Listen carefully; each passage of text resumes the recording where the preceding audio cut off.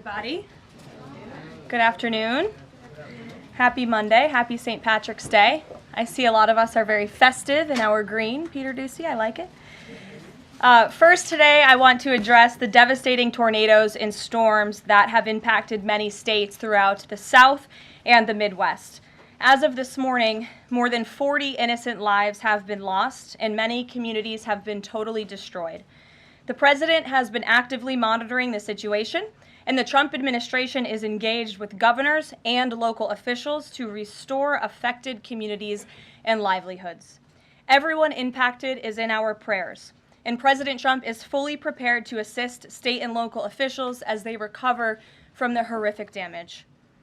The president has had a very busy weekend, making our country and the world a much safer place. President Trump ordered decisive military action against the Houthi terrorists in Yemen. These Houthi terrorists have engaged in piracy, violence, and terrorism against American ships for years under the Biden administration, costing billions of dollars and putting innocent lives at risk. Joe Biden's pathetic weakness invited these unacceptable attacks. But there's a new sheriff in town, and his name is Donald Trump.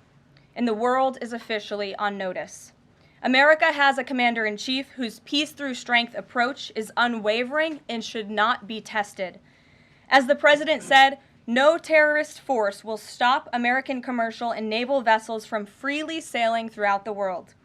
Houthi terrorists and their Iranian backers should not cross President Trump again, and the president has made that clear today. On another important matter, President Trump signed a proclamation invoking the Alien Enemies Act regarding the invasion of the United States by the foreign terrorist organization Tren de Aragua. At the president's direction, the Department of Homeland Security carried out a counter-terrorism operation deporting nearly 200 violent Tren de Aragua terrorists, which will save countless American lives. Thanks to the great work of the Department of State, these heinous monsters were extracted and removed to El Salvador, where they will no longer be able to pose any threats to the American public. Tren de Aragua is one of the most ruthless terrorist gangs in the world, and they are responsible for some of the most heinous crimes that have occurred in our nation's history in recent years, including the savage murders of beautiful Laken Riley and Jocelyn Nungray. President Trump promised Laken and Jocelyn's families during his campaign that he would demand justice for their beautiful girls, and that's exactly what he did.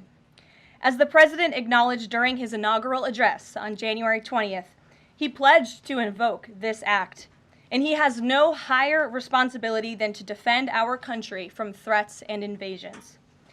President Trump will continue his historic efforts to seal the border and prevent these illegal invaders from coming here in the first place.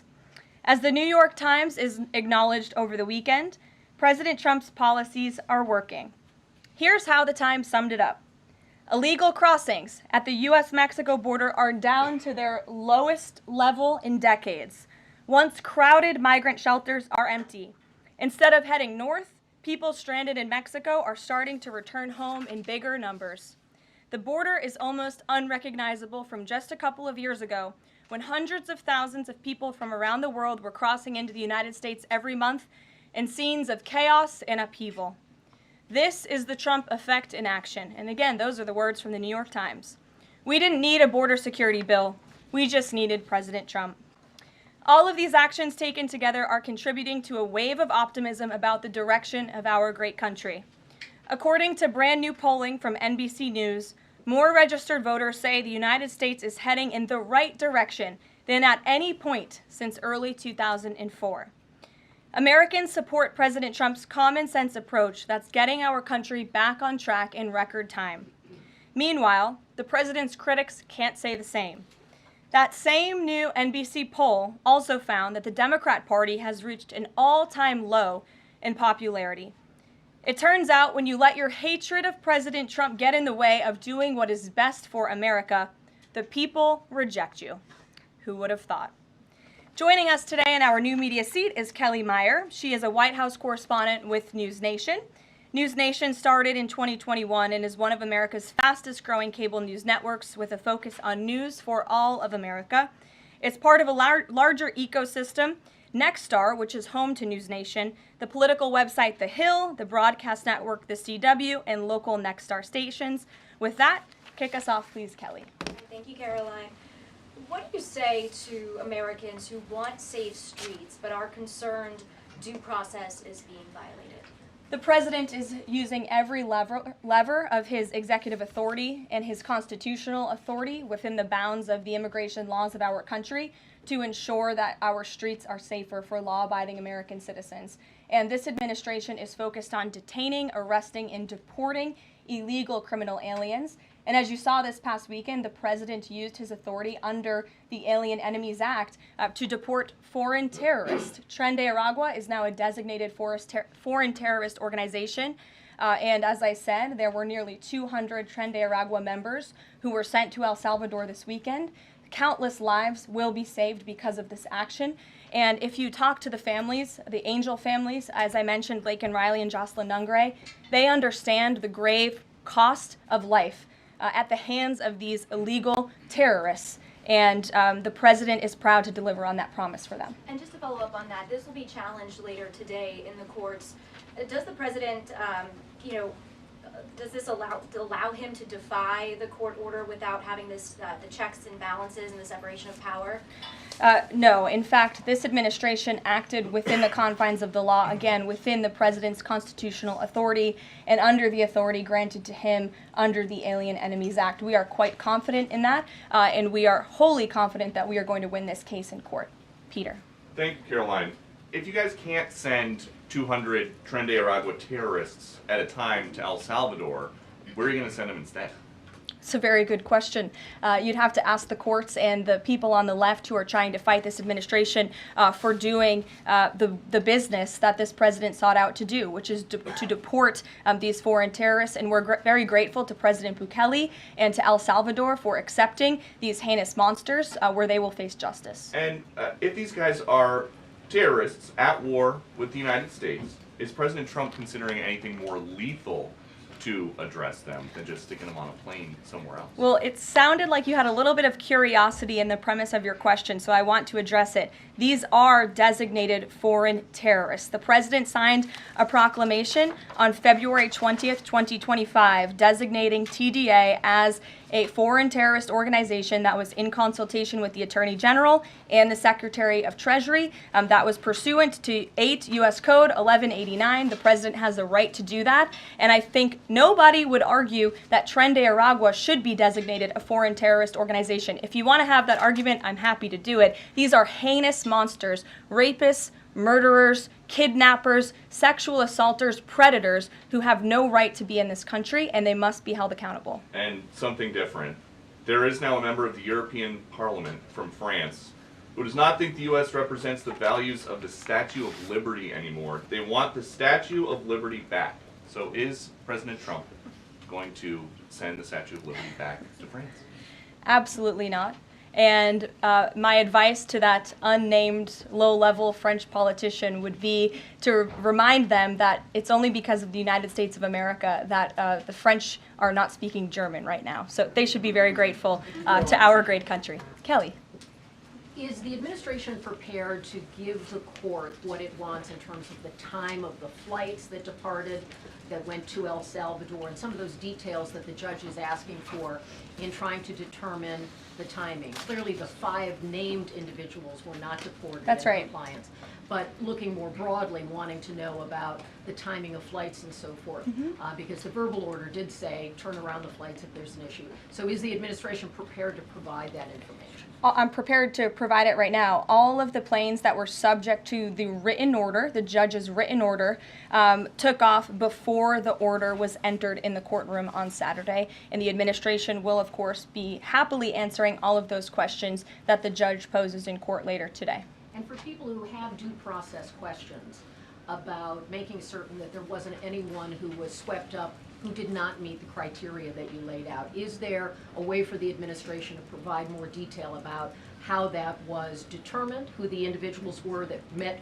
this deportation order. Yes, I can assure the American people that Customs and Border Patrol and ICE and the Department of Homeland Security are sure about the identities of the individuals who were on these planes and the threat that they pose to our homeland. They take this incredibly seriously. They are putting their lives on the line to deport these designated terrorists from our country, and they should be trusted to do that. And that's exactly what the American people elected this president to do. Thanks, Caroline. Just to follow up on that then, so you're saying definitively that the administration can prove everyone that was put on those flights to El Salvador was either a member of Tren de Agua, MS-13, or some other entity? We've already provided the breakdown in the effort of transparency about the 261 illegal aliens who were deported. 137 of those were deported under the Alien Enemies Act. 101 of those were Venezuelans removed via Title VIII, which, as you know, are just regular immigration proceedings. And 23 of them were MS-13 Salvadorian gang members. There were also 2 MS-13 ringleaders as part of that group of 23 who President Bukele particularly expressed his gratitude for their return so he can demand justice in his home country. Jennifer. What criteria, though, other than, say, tattoos or maybe being in the wrong place at the wrong time, are they using to determine that someone is actually a member of one of these organizations?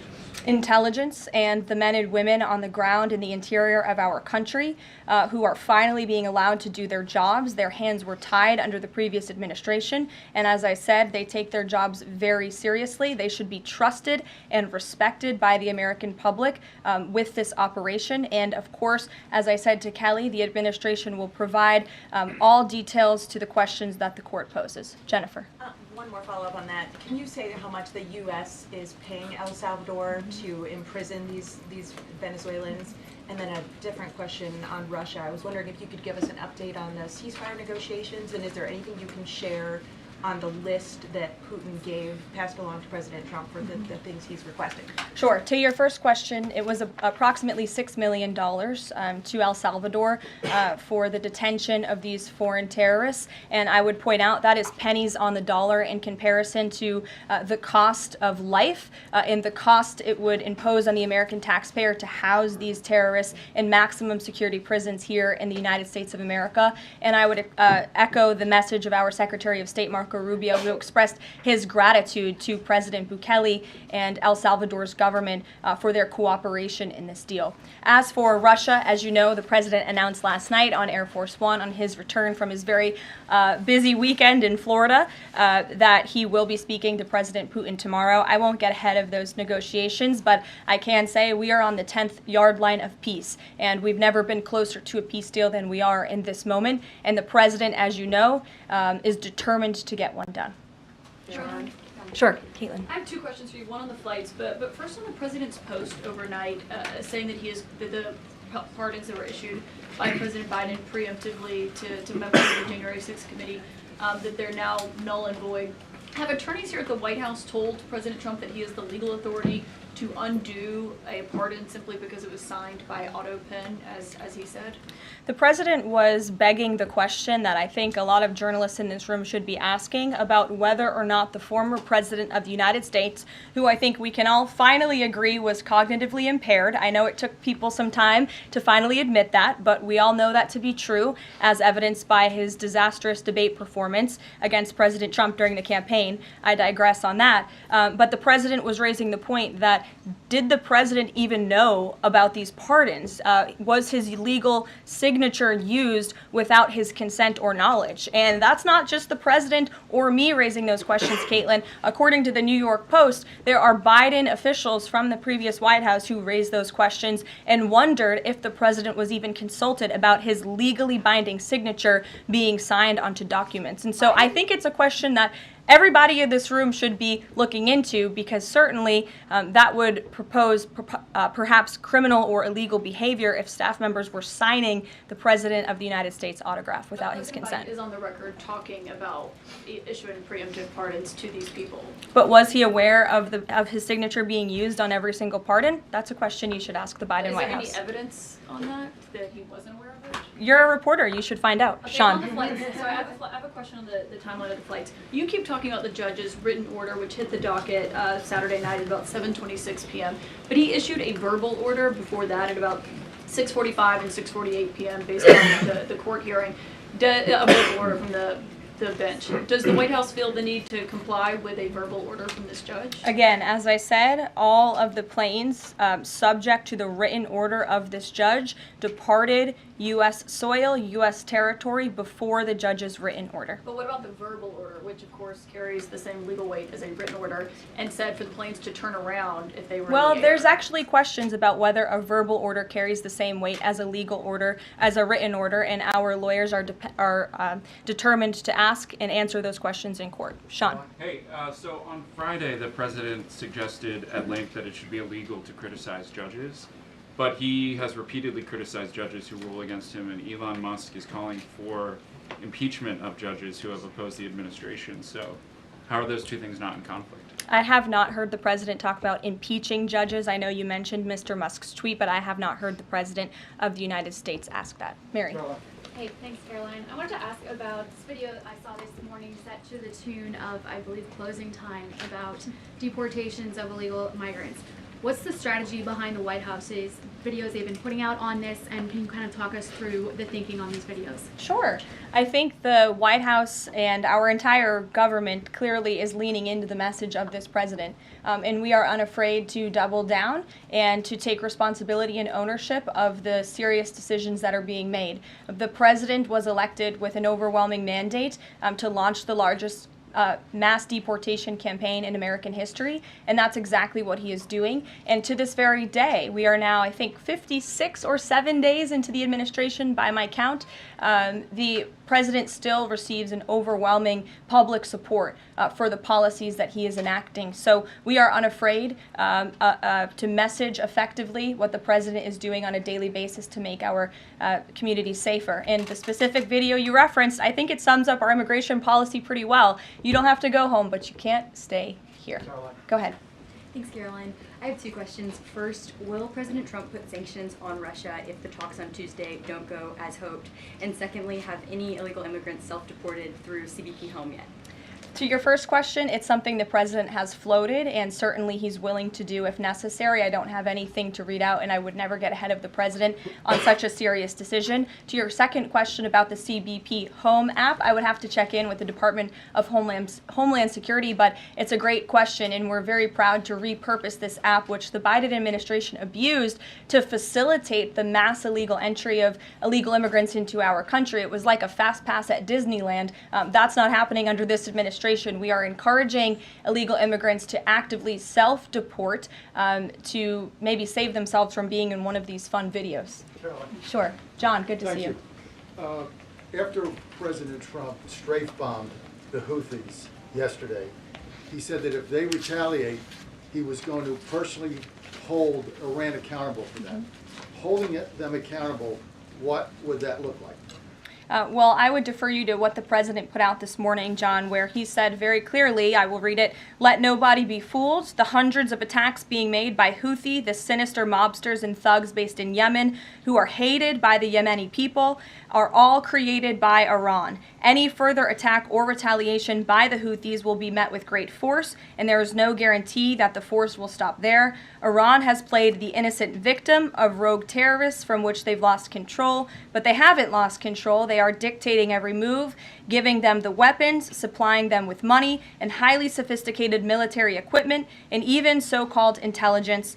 Every shot fired by the Houthis will be looked upon from this point forward as being a shot fired from the weapons and leadership of Iran. And Iran will be held responsible and suffer the consequences, and those consequences will be dire." That is a statement from the President of the United States just moments ago. I have nothing additional to share, but our message to Iran is you better take this president seriously, and I think the Houthis learned that the hard way this past weekend. As I said in my opening remarks, there's a new sheriff in town, and this president is not just going to sit on his hands and allow terrorists to launch attacks on commercial vessels and U.S. naval ships. Those actions will not be tolerated. Sure, Edward. Yeah, thanks. Caroline, on the economy. So after mostly a down week last week in the economy, you've been very vocal as well as other cabinet members about how we're in a transition and about how, this economic transition, and there's a plan, a long-term plan for tariffs on this. How concerned is the president that the markets and Americans, for lack of a better term, will freak out over these tariffs and be concerned about a long-term plan? Sure. I think I've been asked this question and answered this question respectfully, Edward. We are in a period of transition. The president has made that clear. He also has made his belief in tariffs and what they will do for our great country clear, restoring wealth back to our country. And if you look at the president's first-term economic formula, massive deregulation, tax cuts, lowering the cost of living with an energy boom, which the American people can expect soon. Wall Street and Main Street should both be assured by what President Trump did in his first term. It's the exact same formula. In fact, I would argue it's even better this time around. And if you look at some of the economic indicators in the last week, the latest CPI report last week beat expectations. Inflation is cooling. Core inflation dropped for the first time in 4 months. The national average of the price of gas is down 42 cents from 1 year ago. And there was also a new report out this morning about wholesale egg prices. They continue to fall. A dozen eggs are now $3.10 cheaper since January 24th. First, that's a 47% decrease overall. So I think the American people do have great reason to be optimistic about this economy. And as I've said repeatedly, it continues to be true. The administration has a whole of government effort to fix the economic mess created by Biden. So the president's pointed to that April 2nd tariff deadline, so to speak. Is the tariff back and forth sort of done now? We're just all looking towards April 2nd? Well, I think the president would tell you that all options are always on the table, and he's always ready to respond if he feels the United States is being unfairly treated by our allies and also our competitors around the world. But yes, the April 2nd day is a big day for the country, as the president has said. Reciprocal tariffs will go into effect. We'll have more details on that as the date nears, but our entire trade team, Secretary Lutnick, Secretary Bessent, the vice president has been quite involved in these talks and discussions as well about what that will look like. And the president, as you always do, you will hear from him directly on it. Deborah Saunders, how are you? Fine. How are you doing, Good, thanks. Former pardon attorney Elizabeth Boyer believes she was fired for refusing to sign off on a move to restore gun rights to actor Mel Gibson. DOJ's Todd Blanche says no. But I want to know, is the administration dedicated to restoring gun rights to felons who served their times? I ask this because I've talked to people who were pardoned. They felt that was important. Of course, this isn't necessarily for a pardon. What is the president's thinking on this issue? Sure. After you've served your sentence, should you have gun rights? It's an important question. It is one I have not spoken to the president about on his views, but I will take it to him this afternoon. I will tell him you asked, and we will get you an answer. You're welcome. Jonathan. Thanks a lot, Carolina. A question for you regarding the administration complying with judges' orders. I want to ask about an administration spokesperson who's the borders czar, Tom Homan. He was on Fox News. We love Tom Homan. And he was talking about the deportations, and he said the following. He said, "We're not stopping.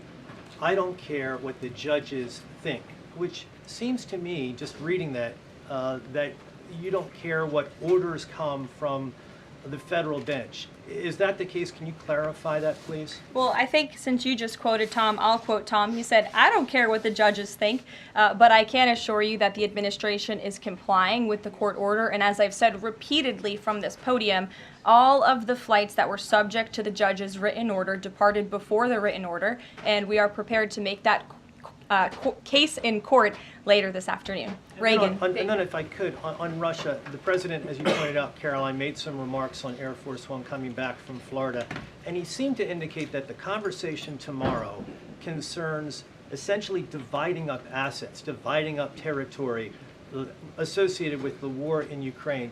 Has President Zelensky given President Trump that authority? Is that what is going to take place tomorrow? Well, as you know, the president and his entire national security team have been engaged directly with President Zelensky and the Ukrainian team, and that has been part of the discussion between the president's team and the Ukrainians. As for where those lines will be drawn or any specifics, I am not going to get into that from this podium. It would be unwise for me to get ahead of the president's call with President Putin tomorrow. But again, I can assure you, in the effort of transparency, as this president always does, you will hear from him or one of us directly after that phone call tomorrow.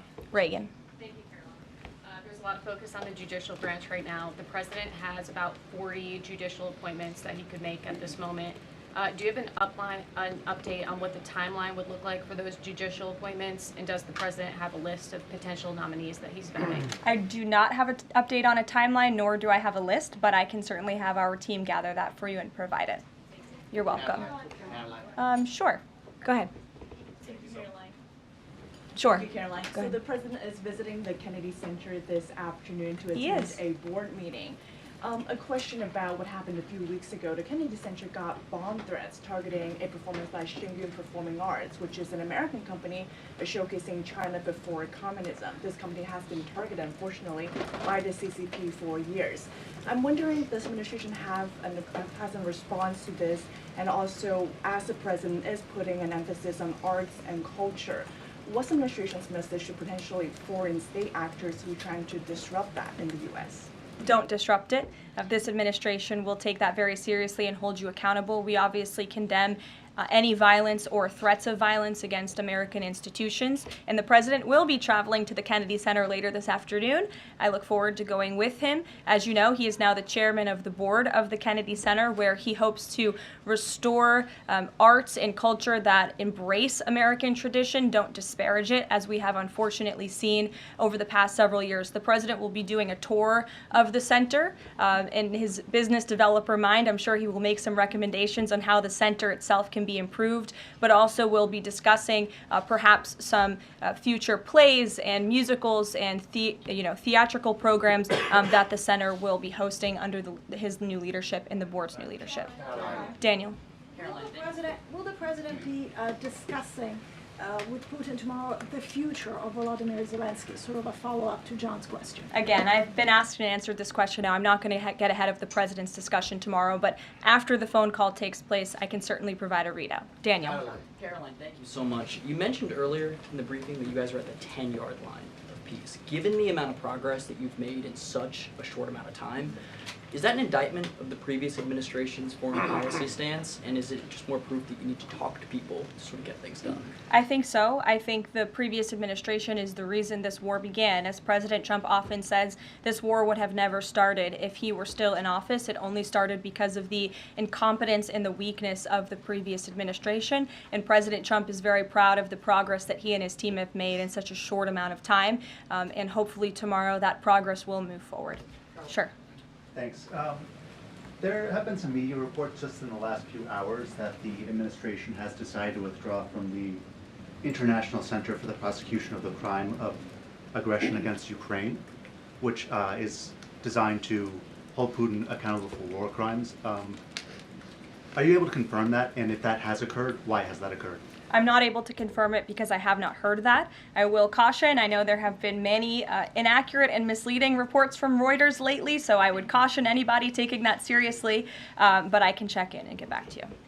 Rachel. Thanks, Caroline. Is it the president's belief that the Justice Department should be investigating members of the January 6th Select Committee? Is he directing the DOJ to do that? As the president made it very clear in his address on Friday, I believe some of you were there, I was there, he made his vision for what he would like to see of the Department of Justice very clear, but he said that he has appointed great people in Attorney General Pam Bondi and also in our FBI Director Kash Patel to do what they think is best for our justice system and to stop the weaponization of justice that we saw under the previous administration against not just President Trump but his supporters as well. We want to restore the Department of Justice to an institution that focuses on fighting law and order and crime and putting real criminals behind bars, not targeting Americans because of their religion or their political speech. We saw that under the previous administration, and it's unacceptable to this president. And just to follow up really quickly on just Homan's comments from earlier, a few weeks ago in the Oval Office, the president said he will always abide by the courts. We heard what Tom Homan said earlier today. So I'm only asking just to be clear for the American people.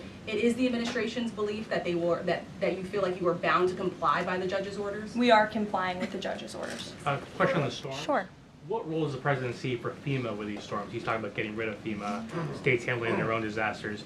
does he plan to change how the federal government responds to these storms? There hasn't been a change yet. That doesn't mean there couldn't be in the future. But as of right now, the president, the entire administration are actively monitoring the storms, as I said. In fact, before I came down here, there was an email note in my inbox from the Department of Homeland Security on what they are actually doing state by state across the board. So rest assured, Secretary Noem and her team is on it, and I would defer you to the Department of Homeland Security for any further details. One more question. The president referenced power plants with a conversation with Vladimir Putin.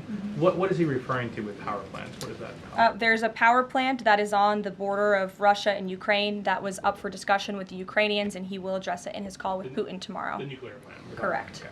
Yes. Caroline? Do you have a question? Yes. Okay. I wanted to ask you if you would be releasing more granular data about the people who were sent to El Salvador this week. Particularly, will you be releasing their names? I don't believe so because of the privacy concerns at this point in time. That doesn't mean we won't eventually. I would defer you to the Department of Homeland Security for more details on the individuals on the flights, but we have been incredibly transparent in giving you the breakdown of the numbers and also some of the crimes committed by these heinous criminals and individuals: kidnapping, sexual abuse of a child, robbery, aggravated assault on a police officer. I would remind everybody in this room that Tren de Aragua is a foreign terrorist organization operating within the United States of America because the previous administration allowed them to invade our country. These are monsters who tortured, raped, and murdered a 12-year-old Jocelyn Nungre. They murdered 22-year-old nursing student Laken Riley. They led a multi-state sex trafficking operation involving smuggling women into the United States, holding them in stash houses in Louisiana, Florida, New Jersey, Texas, and Virginia, and forcing them into prostitution. They kidnapped and murdered a 33-year-old woman in Texas. They sexually and physically assaulted a woman and her daughter in Wisconsin. They conducted a mass shooting in Illinois. They peddled untraceable ghost guns across New York City, took over an Aurora, Colorado apartment complex where they kidnapped and tortured victims. And by the way, many of you in the mainstream media said that didn't happen. It turned out that it did. And because of the effective immigration policies of this administration, those foreign terrorists were detained and they are no longer operating on American soil, and we have President Trump to thank for that. We'll see you guys later at the Kennedy Center. Thanks so much. Thanks, Caroline.